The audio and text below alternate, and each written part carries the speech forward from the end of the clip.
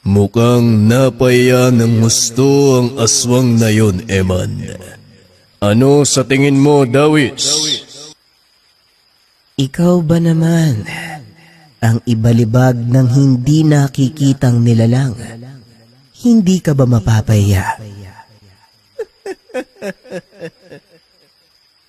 Magsilbi sanang aral sa mga aswang.